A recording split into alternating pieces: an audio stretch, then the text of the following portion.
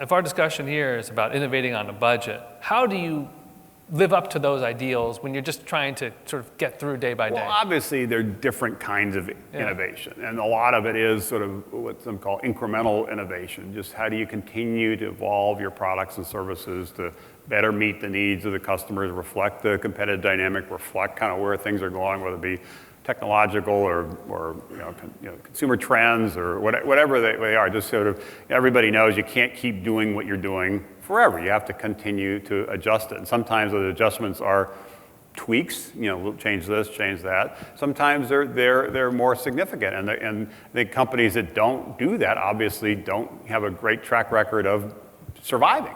The most classic example is Eastman Kodak. When I was a kid, Eastman Kodak was one of the most iconic American companies. And you ask somebody, name the brand that you think of when you think of photography, they'd say Kodak. Or Polaroid, which also has had a struggle. And Kodak, a few years ago, went bankrupt. And they were the leader. Why? Because of digital photography.